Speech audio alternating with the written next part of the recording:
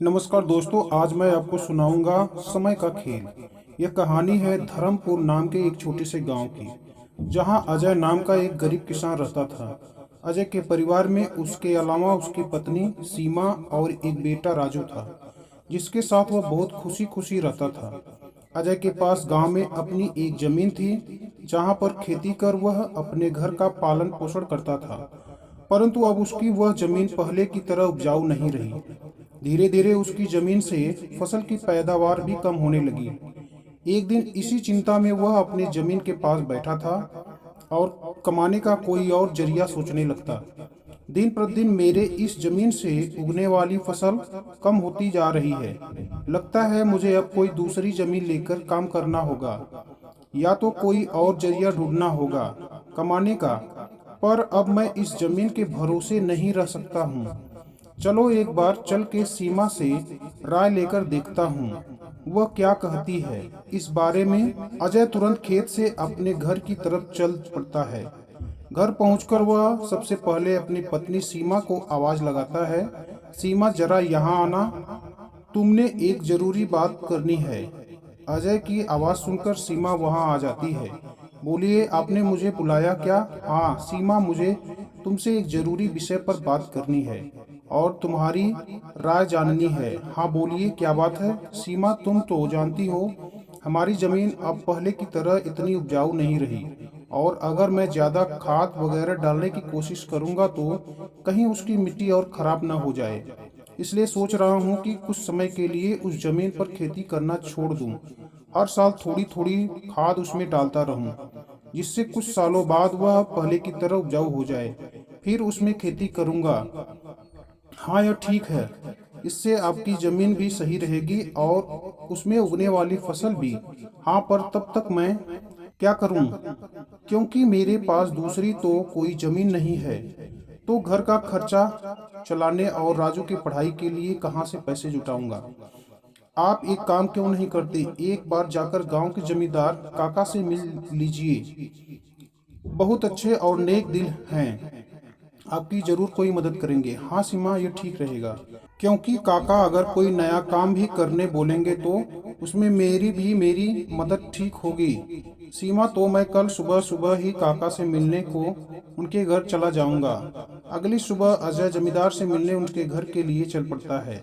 जमीन घर के पास पहुंचकर वह जमींदार को आवाज लगाता है, क्या आप घर में हो? अजय की आवाज सुनकर जमींदार बाहर आता है। अरे आओ अजय बेटा, बोलो क्या हुआ? कुछ काम था क्या? काका, आपकी एक मदद चाहिए। हाँ बोलो ना बेटा, किस प्रकार तुम्हारी मदद कर सकता हूँ? अजय फटाफट जमींदार को अपने खेत की हालत बता देता है। इसमें परेशानी क्यों ना हो बेटा, काका मेरे पास एक ही जमीन है जिस पर खेती कर मैं अपने घर का खर्च चलाता हूँ, और मैंने आज तक खेती के अलावा कोई दूसरा काम भी कभी किया नहीं।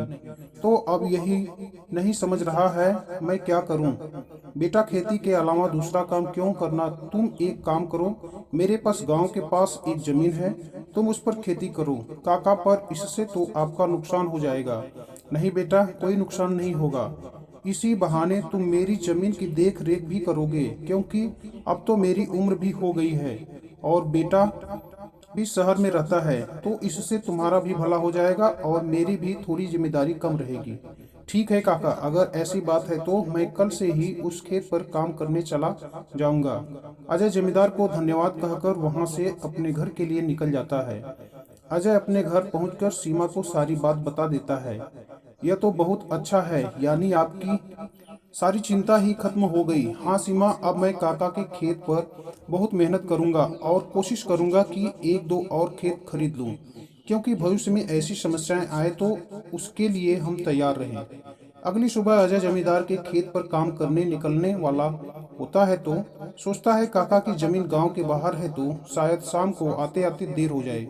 इसलिए सीमा को बोलकर जाता हूँ, सीमा जरा यहाँ आना। तो अजय को बुलाता सुन सीमा वहां आती है।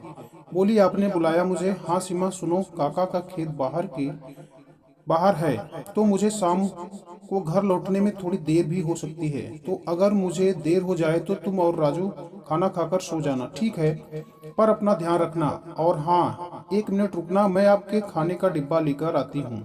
वह लेकर ही जाना। फिर क्या था, अजय अपना खाने का डिब्बा लेकर गांव के बाहर चला गया। जमीन पर काम करने चल पड़ता है। चलते चलते कुछ समय बाद वह गांव के बाहर वाली जमीन पर पहुंच जाता है। चलो अब पहुंच गया हूँ तो फटाफट से खेत पर काम करना शुरू कर देता हूँ। अजय अपनी कुदाल उठाकर खेत पर काम करना शुरू कर देता है।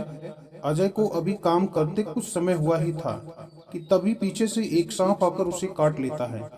सांप के काटने के कुछ समय में ही अजय चक्कर खाकर वहीं गिर जाता है। यहाँ अजय सांप के काटने से बेहोश हो चुका था, पर गांव के बाहर होने के कारण उसकी खबर अब तक उसके घर वालों को नहीं चलती है। सुबह की अब रात हो जाती है और सीमा अजय का इंतजार कर रही होती है।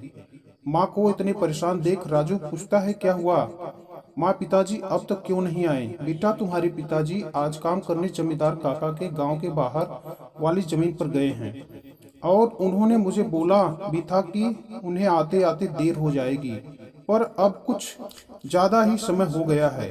माँ, आप क्यों फिक्र कर रही हो? पिताजी ने जब बोला था कि उन्हें आने में देर होगी तो कुछ सोच समझकर कहा होगा। एक काम कीजिए, आप जाकर सो जाइए। राजू की बात सुनकर सीमा अपने कमरे में सोने के लिए चली जाती है। अगली सुबह भी जब सीमा देखती है कि अजय अब तक घर नहीं आया है, तो परेशान होकर वह सीधा जमींदार से मिलने उसके घर की ओर चली जाती है। सीमा जमींदार के घर पहुंचकर उनसे अजय के बारे में पूछने लगती है। नमस्ते जमींदार काका। नमस्ते बेटी, बताओ कैसे आना हुआ? काका, अजय कल आपके गांव के बाहर वाले खेत में काम करने गए थे, पर अब तक घर नहीं आए। क्या कहा बेटी, अजय कल गया था और अब तक घर नहीं आया? हाँ काका, उन्होंने मुझे कहा था कि खेत गांव के बाहर है तो आते आते रात हो जाएगी, पर अब तो रात की सुबह हो गई, पर वो अब तक नहीं आए। चिंता मत करो बेटी, मुझे थोड़ा समय दो। मैं अभी किसी को भेजकर पता लगाता हूँ कि अजय कहाँ है। जमींदार तुरंत अपने घर में काम करने वाले घनश्याम को अजय को देखने अपने खेत पर भेजता है। कुछ समय के बाद घनश्याम जमींदार के खेत पर पहुंच जाता है और वहां का दृश्य देखकर वह परेशान हो जाता है। यह क्या, अजय का तो पूरा शरीर नीला पड़ चुका है। मुझे लगता है इसे किसी सांप ने काटा है। मुझे तुरंत जमींदार जी को यह बात बतानी पड़ेगी। घनश्याम वहां से भागते भागते जमींदार के घर के लिए निकल जाता है। घनश्याम जैसे ही जमींदार के घर पहुंचता है, उसके कुछ कहने से पहले ही जमींदार उससे पूछने लगता है, क्या हुआ? घनश्याम बेटा, तुम इतना दौड़ते हुए क्यों आए और क्या तुम्हें अजय मिला? घनश्याम जमींदार को सारी बात बता देता है जो उसने खेत में देखी थी। घनश्याम जब जमींदार को सारी बात बता रहा होता है, तभी वहां पास में खड़ी सीमा भी सारी बात सुन लेती है और रोने लगती है। घनश्याम, तुम सबसे पहले वैद्य जी को लेकर वहां पहुंचो, मैं सीमा बेटी को लेकर वहां आता हूँ। घनश्याम को वैद्य जी के पास भेजने के बाद जमींदार सीमा को समझाने लगता है, सीमा बेटी, पहले तुम रोना बंद करो और जल्दी से मेरे साथ चलो, क्योंकि तुम्हारे रोने से अजय ठीक नहीं होगा। फिर क्या था, जमींदार सीमा को लेकर अजय को देखने उसके खेत की तरफ निकल जाता है और घनश्याम वैद्य जी को लेने दूसरी तरफ निकल जाता है। जमींदार और सीमा जब वहां पहुंचते तो उन्होंने देखा अजय बेहोश हालत में खेत में गिरा था और उसका पूरा शरीर नीला पड़ चुका था। सीमा अजय के पास बैठकर रोने लगती है। तभी वहां वैद्य जी आ जाते हैं। वैद्य जी के आते ही सीमा वहां से हट जाती है और वैद्य जी अजय की हालत का जायजा लेने लगते हैं। क्या हुआ वैद्य जी, अब कैसी है अजय की हालत? देखिए जमींदार जी, मैं आपको झूठ बोलकर अंधेरे में नहीं रखना चाहता हूँ, पर अजय की हालत बहुत खराब है। वैसे तो मैंने उसे जहर को काटने वाली औषध दे दी है, परंतु जहर अजय के अंदर कुछ ज्यादा समय तक रह गया है, जिस कारण वह प्रगाढ़ बेहोशी की हालत में चला गया है। प्रगाढ़ बेहोशी यह क्या होता है? वैद्य जी, प्रगाढ़ बेहोशी की हालत में व्यक्ति जीवित तो होता है, परंतु उसके बदन के हिस्से में हलचल नहीं होती और यह अब कब होश में आएगा यह भी नहीं कर सकते। वैद्य जी, तो अब हम क्या करें? देखिए जमींदार जी, अभी के लिए मैं कुछ दवाइयाँ दे रहा हूँ, उसे समय समय पर पानी में मिलाकर देना, बाकी तो सब ऊपर वाले के भरोसे है। वैद्य अजय की हालत का जायजा लेकर और दवा देकर वहां से चले गए। फिर कुछ गांव वाले अजय को लाकर उसको उसके घर के बिस्तर पर लिटा देते हैं। देखो सीमा बेटी, तुम बिल्कुल चिंता मत करना, तुम अजय की अच्छे से देखभाल करो, देखना वह बहुत जल्द ही ठीक हो जाएगा। और तुम्हें अगर किसी भी चीज की कोई जरूरत हो तो मुझे जरूर बता देना। और हर महीने मैं तुम्हारे लिए और राजू के लिए कुछ पैसे भेजता रहूंगा। पर तुम हिम्मत मत हारना। आपका बहुत बहुत धन्यवाद काका, आप हम लोगों की बहुत मदद कर रहे हो। जमींदार फिर वहां से सीमा को दिलासा देकर चले जाते हैं। जमींदार के जाने के बाद वहां राजू आ जाता है और अपने पिता की हालत देखकर सीमा से उसका कारण पूछने लगता है। माँ, या पिताजी को क्या हुआ है? बेटा, तुम्हारे पिताजी को कल खेत में सांप ने काट लिया है, जिस कारण वह बेहोश हो गए हैं। माँ, तो पिताजी होश में कब आएंगे? बेटा, मैं वैद्य जी ने कुछ दवाइयाँ दी है और उन्हें समय समय पर पिलाने के लिए कहा है। उन्होंने बोला कि उन दवाइयों से वह बहुत जल्दी ही ठीक हो जाएंगे। पर माँ, पिताजी की ऐसी हालत, तो अब हमारे घर का खर्च कैसे चलेगा?